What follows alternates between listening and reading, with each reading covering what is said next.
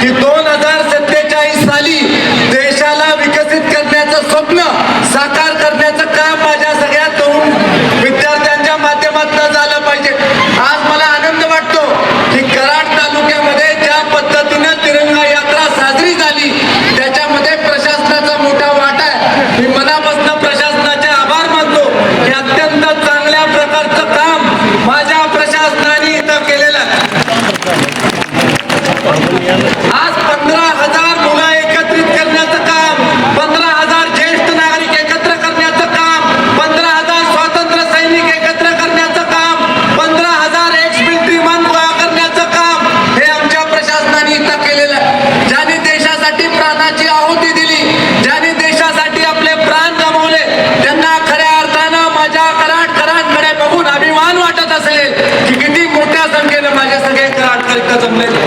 आज या देशामध्ये आपल्या आदरणीय पंतप्रधानांच्या माध्यमातून शिक्षण क्षेत्राला अधिकचं महत्त्व देण्याचं काम चालू आहे। ज्या देशामध्ये 2014 साली 50,000 वैद्यकीय शिक्षणाच्या जागा उपलब्ध होत्या, त्या देशामध्ये 1,29,000 जागा उपलब्ध करण्याचं काम या देशामध्ये झालेलं आहे। आपल्या देशामध्ये 2 लाख स्टार्टअप निर्माण करण्याचं काम आपल्या देशाच्या सरकारने केलेलं आहे। या 2 लाख स्टार्टअपसाठी 27,000 कोटी रुपयाची गुंतवणूक ही आपल्या देशामध्ये झालेली आहे। मुद्रा योजनेसारखी एक योजना, ज्या योजनेसाठी 41 लाख कोटी रुपये आज आपल्या देशामध्ये उपलब्ध आहे, याचा खऱ्या अर्थानं आम्हाला सगळ्यांना अभिमान वाटतो। आणि येणाऱ्या काळामध्ये या देशाला बलशाली बनवण्यासाठी, या देशाला बळकट बनवण्यासाठी, या देशाला विकसित बनवण्यासाठी फक्त आणि फक्त माझ्या तरुण मित्राचा हात हा भविष्य काळामध्ये महत्वाचा राहणार आहे। माझा आपल्याला सगळ्यांना आव्हान आहे की भविष्य काळामध्ये आपल्याला खूप शिकायचंय, आपल्याला खूप पुढे जायचंय,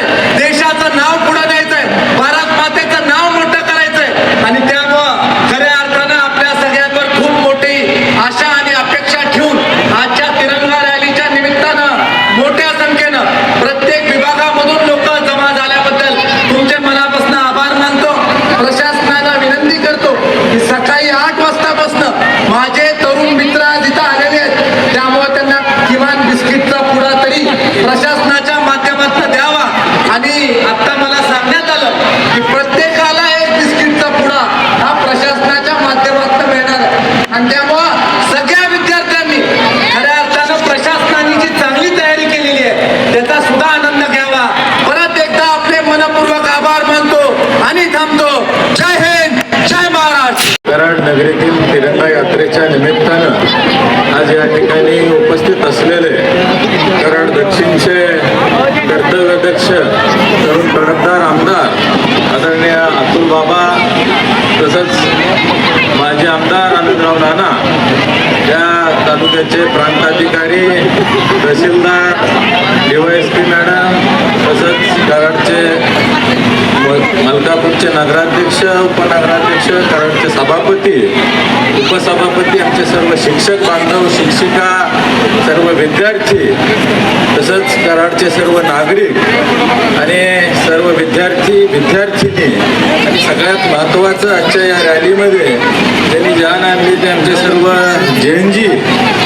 खरं तर आजची ही भव्य आणि दिव्य रॅली आज प्रत्येकाच्या मनामध्ये, तनामध्ये एक आपल्या भारत देशाविषयी, त्याच पद्धतीनं कृतज्ञता, ज्या आपल्या क्रांतिकारकांनी या देशाला स्वातंत्र्य मिळवून देताना आपल्या प्राणाची आहुती दिली त्यांच्याविषयी कृतज्ञता व्यक्त करणे आणि आपल्या देशाप्रती जो काही आपलं प्रेम आहे ते व्यक्त करण्याच्या उद्देशानं आज जो काय आपला येणारा स्वातंत्र्य दिन आहे, या स्वातंत्र्य दिनी आपापल्या घरावर त्या ठिकाणी तिरंगा ध्वज फडकावणे, त्याच पद्धतीनं स्वातंत्र्य दिनी आपण आपल्या देशाप्रती प्रेम व्यक्त करण्याच्या उद्देशानं आपण सर्वांनीच स्वातंत्र्य दिनाच्या दिवशी आज आपण ज्या आपल्या स्वातंत्र्यवीरांनी, आपल्या ज्या काही सैनिकांनी आपल्या देशासाठी बलिदान दिलंय त्यांच्या प्रति कृतज्ञता व्यक्त करण्याच्या अनुषंगानं आपण सर्वांनीच